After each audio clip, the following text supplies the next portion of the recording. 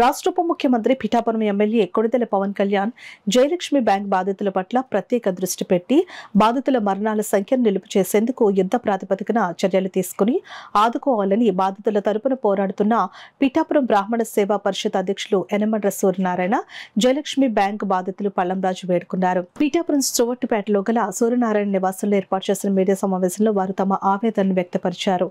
ఈ మీడియా సమావేశంలో సుబ్రహ్మణ్యం మాస్టర్, వెంకట్రావు తదితరులు పాల్గొన్నారు.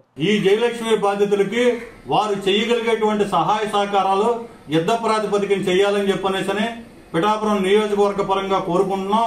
తర్వాత గతంలో ఆయనకి గొల్లపురంలో మేము చెప్పినప్పటి నుంచి కూడా ఆయన అనేక సందర్భాల్లో ఈ బాధితుల పట్ల మన కాకినాడ పంతో నానాజీ గారు అయితేనేంటి, మన కొండబాబు గారు అయితేనేంటి, తర్వాత ఈ ఎమ్మెల్యేలు బలరామకృష్ణ గారు అయితేనేంటి, వారి పరిధిలో ఉన్నటువంటి జయలక్ష్మి బాధితులు అందరి గురించి కూడా మొన్న జరిగినటువంటి సెషన్స్ లో కూడా దీని మీద డిస్కషన్ చేశారని చెప్పని తెలిసింది. వారందరికీ కూడా మా హృదయపూర్వక నమస్కారాలు తెలియజేసుకుంటున్నాం. కానీ ఇవాళ దీన్ని యుద్ధ ప్రాతిపదికన ఎదురుకి తీసుకెళ్ళకపోతే, ఈ మరణాల సంఖ్య తగ్గించకపోతే బాధితులు మనోవ్యాధితోటి ఇబ్బంది పడుతున్నారని చెప్పని మీకు తెలియజేసుకుంటున్నాం.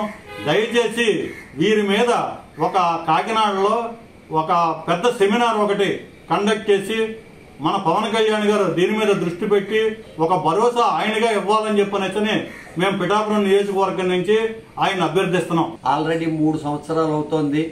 మేము పవన్ కళ్యాణ్ గారి మీదే భరోసా పెట్టుకున్నాము. పవన్ కళ్యాణ్ గారికి డిప్యూటీ సీఎం అయినందుకు ధన్యవాదములు. కానీ ఈ జయలక్ష్మి సొసైటీల్లో డిపాజిట్ చేసిన వాళ్ళు చాలామంది మరణిస్తున్నారు, మందులకు కూడా డబ్బులు లేకుండా.